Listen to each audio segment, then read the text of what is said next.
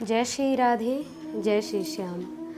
अब हम आगे की कथा वर्णन करते हैं। बड़ी ही दिव्य कथा है कि मच्छिंद्र नाथ जी और गोरखनाथ जी और मौनीनाथ जी तीनों बड़े ही भाव से पर्वतों में भ्रमण करते हुए आगे की ओर बढ़ने लगते हैं। तो एक ऐसे गहन वन में जाते हैं जहाँ मानो भयभीत हो और काला जंगल। उस जंगल को देख करके अब तो मच्छिंद्र नाथ जी बार बार गोरखनाथ से पूछने लगे कि यहाँ चोर तो नहीं आएंगे, चोरों का भय तो नहीं है।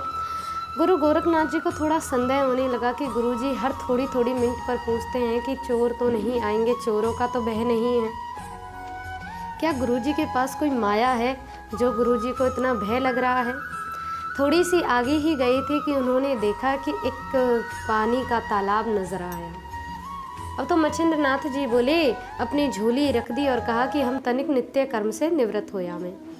जैसे ही नित्य कर्म करने के लिए आगे ही गए थे तो गुरु गोरखनाथ ने उनकी झोली टटोली और देखा कि इसमें देखे तो सही क्या है, और उसमें रखी थी मैनाकिनी के द्वारा दी गई सोने की ईंट, जो मच्छिंद्र नाथ जी ने बड़े भाव से वो छिपाकर रख रखी थी अपने पास में। अब तो गुरु गोरखनाथ कहने लगे, ओहो गुरुजी के पास इतनी माया है तभी इतना भय कर रहे हैं, और यदि ये माया ही नहीं होगी तो गुरुजी को डर किस बात का। सोने की ईंट वहीं निकाल करके फेंक दी और उसमें उतने ही वजन का पत्थर रख दिया। गुरुजी ने अपनी झोली टांगी और टांग करके सीधा आगे की ओर बढ़ गए। अब पर्वत पर चढ़ने वाले थे कि उनसे पहले उन्होंने अपनी झोली टटोली और बोले कहीं कोई चोर तो नहीं आ जाए। तो गुरु गोरखनाथ बोले, गुरुजी भय तो पीछे ही छोड़ आई, तो अब किस बात का डर करते हैं? तो मच्छिंद्र नाथ बोले, मतलब क्या कह रहे हो? बोले, गुरुजी जब धन पास ही नहीं है तो उस धन के लिए डर ही क्यों करना? मच्छिंद्र नाथ जी को संदेह हुआ और अपनी झोली में हाथ डाला और देखा पत्थर।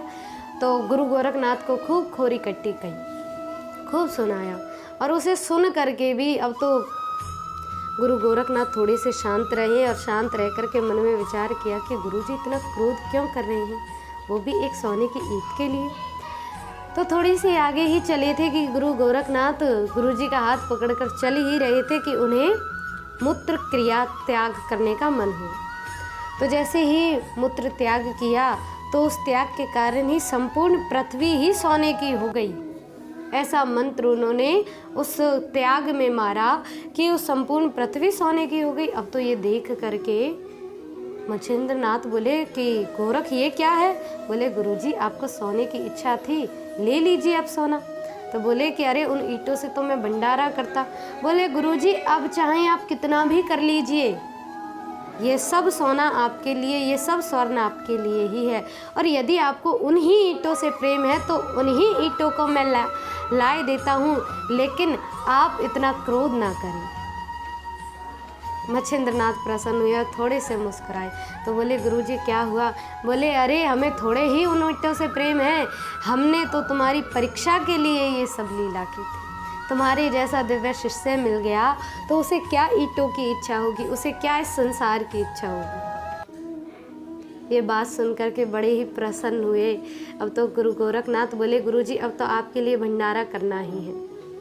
गंधर्व चित्रसेन को बुलाया और कहा कि जाओ जाकर के सब और अपने गंधर्वों को लेकर आओ, और जितने भी सिद्ध हैं, नाथ हैं, योगी हैं, सबको जाकर के निमंत्रण दो कि सब के सब उस निमंत्रण में आए और उस यज्ञ को सफल बनाए।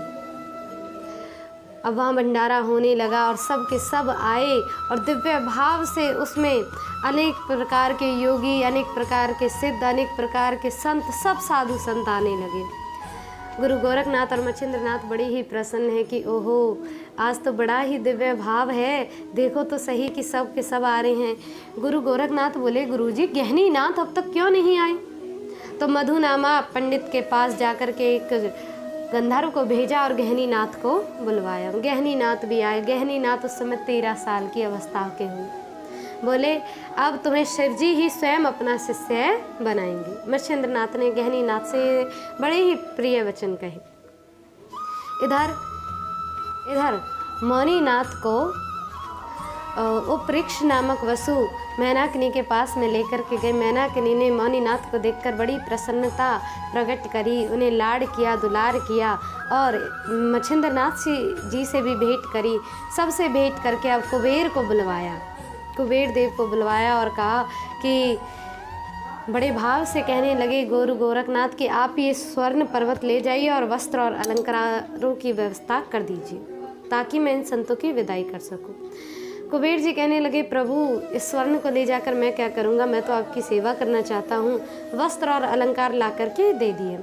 सबकी अब विदाई करी। गुरु गोरखनाथ ने उधर दिव्य भाव से यज्ञ भी संपन्न किया और यज्ञ संपन्न कर अब तो कुबेर भी बड़े प्रसन्न हुए और आज से शिव जी से मांगा कि प्रभु आप इस पर्वत पर ही निवास करें। उस दिन से लेकर आज तक शिव जी उसी पर्वत पर निवास कर रहे हैं।